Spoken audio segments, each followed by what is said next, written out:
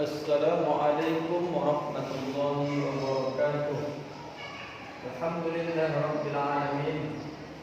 Anak-anak Ustaz sekalian yang Ustaz banggakan dan sayangi, pada kesempatan kali ini sebelum kita memasuki pembelajaran kita tentang TIS atau sejarah ini, mari kita berdoa dulu dengan mengucapkan Bismillahirrahmanirrahim. Hari ini kita memasuki judul yang baru, yaitu tentang sifat utama Nabi Muhammad yang patut diteladani. Sifat utama Nabi Muhammad yang patut untuk kita teladani, yang patut untuk kita contoh, yang patut untuk kita tiru, dan bahkan kita lakukan di dalam kehidupan kita sehari-hari. Nabi Muhammad SAW dijelaskan oleh Allah dalam surah Al-Anbiya ayat 107, kata Allah, "Wa ma arsalnaka illa rahmatan lil alamin." Maknanya, artinya Nabi Muhammad itu diutus ke permukaan bumi ini tak lain adalah untuk rahmat bagi sekalian alam. Jadi diciptakan Allah Nabi Muhammad itu adalah rahmat bagi kita seluruh dunia ini. Nah, kemudian pribadi Nabi Muhammad SAW itu sungguh menarik hati manusia yang mengakui kebenarannya kepribadian Rasulullah SAW. Jadi seluruh gerak-gerik, seluruh ucapan, seluruh perbuatan Nabi Muhammad SAW itu sebagai tauladan yang patut untuk kita contoh. Bagaimana Nabi Muhammad itu ketika memimpin, bagaimana Nabi Muhammad itu ketika di rumah, bagaimana Nabi Muhammad itu ketika memimpin peperangan, bagaimana Nabi Muhammad itu ketika bertetangga, bagaimana Nabi Muhammad itu berperilaku kepada istri-istrinya. Semuanya patut untuk kita contoh. Nah, di sini Ustaz akan membagi 3 poin saja.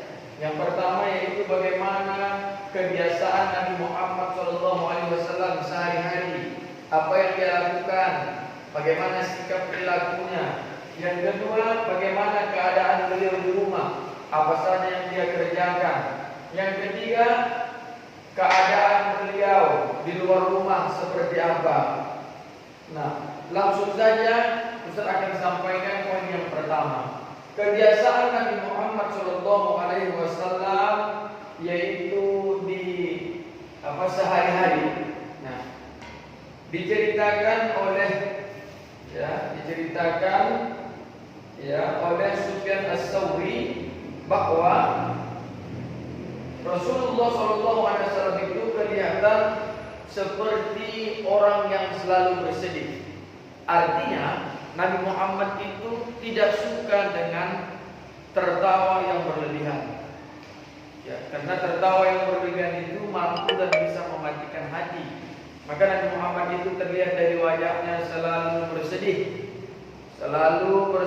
Kemudian Nabi Muhammad itu senantiasa banyak berpikir. Berpikir bukan hanya memikirkan dirinya, tetapi Nabi Muhammad itu berpikir bagaimana memikirkan umatnya, bagaimana memikirkan umat Islam, supaya semuanya tidak ada orang yang susah, miskin, kelaparan, supaya umat Islam ini hidup nyaman, supaya umat Islam itu tidak diganggu oleh orang, dipenuhi segala hak-haknya. Itu yang dipikirkan Nabi Muhammad SAW, bukan memikirkan dirinya melainkan umatnya. Kemudian Nabi Muhammad itu tidak pernah tidur panjang, tidak pernah. Nah, itulah beda kita dengan Nabi Muhammad. Kalau kita sedikit-sedikit, kalau Nabi Muhammad itu sedikit tidur, kalau kita sedikit-sedikit tidur. Nabi Muhammad itu sedikit makan, kalau kita sedikit-sedikit makan. Maka Nabi Muhammad itu tidak pernah tidur panjang. Artinya tidur Nabi pun itu sambil berzikir kepada Allah Subhanahu wa taala. Bahkan Nabi Muhammad itu berbicara pun seperlunya saja, seadanya saja. Bahkan tidak, kalau tak ditanya beliau tidak bicara, atau bahkan kalau tidak manfaat beliau diam saja.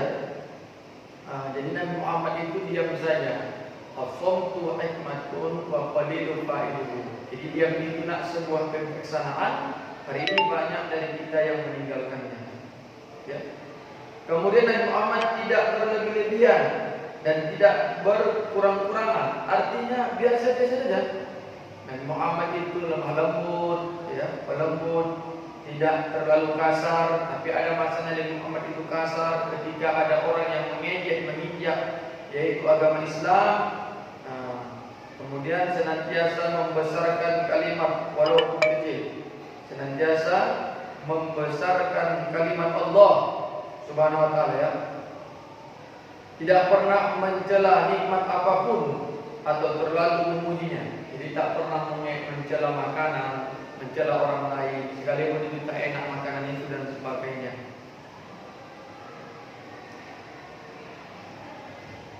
Tidak seorang dapat meredam marahnya apabila suatu dari kebenaran dihadapi. Jadi kalau Nabi Muhammad itu marah, tak satu orang pun bisa meredahkannya. Bahkan dalam riwayat lain, beliau tidak pernah marah karena urusan dunia ataupun yang berhubungan dengan dunia. Tetapi ketika berhubungan dengan akhirat, berhubungan dengan agama, berhubungan dengan Allah, maka ketika mereka mengejek, maka Nabi Muhammad itu sangat marah luar biasa. Maka sifat-sifat Nabi Muhammad itu, ya, banyak sekali dan hampir semua diceritakan itu baik dan bagus. Maka patut Nabi Muhammad itu dijelaskan oleh Allah sebagai laqad kana lakum fi Rasulillahi uswatun hasanah, sebagai contoh tauladan bagi kita semua. Kemudian keadaan beliau di rumah. Nah, keadaan beliau di rumah itu selalu membagi hak-haknya. Artinya hak beliau untuk Allah, hak beliau dengan istri-istrinya, kemudian hak beliau dengan tamu-tamu yang datang. Dan seluruh tamu-tamu yang datang itu beliau ladeni, beliau openi, tidak sedikit pun beliau menghindari siapa saja yang datang.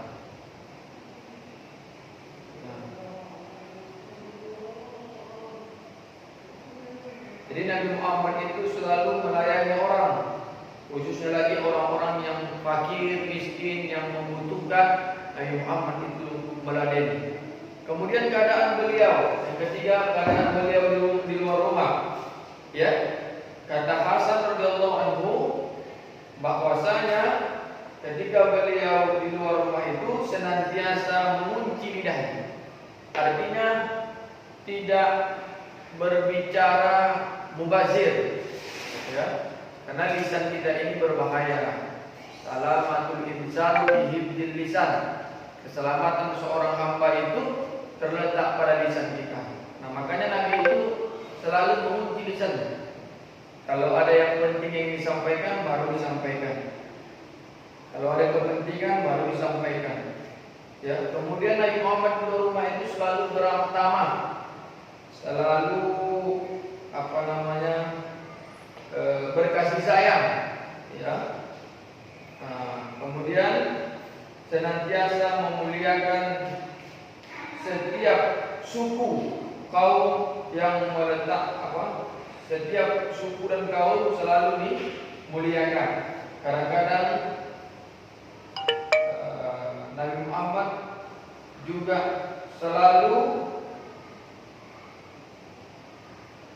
menanyakan kalau sahabat-sahabatnya atau orang yang selalu berjumpa dengan Nabi Muhammad, bercengkrama dengan Nabi Muhammad, kalau memang tidak dilihat dan tidak datang, selalu ditanyakan kabarnya. Jadi seluruh kebiasaan Nabi Muhammad itu baik, sempurna, keadaan beliau sempurna, kemudian keadaan dari rumah di luar rumah juga segalanya dilakukan sempurna. Maka pantas Nabi Muhammad dikatakan sebagai insan kamil, manusia yang sempurna. Demikianlah anak-anak, Mudah-mudahan ada manfaatnya. Demikian, wassalamualaikum warahmatullahi wabarakatuh.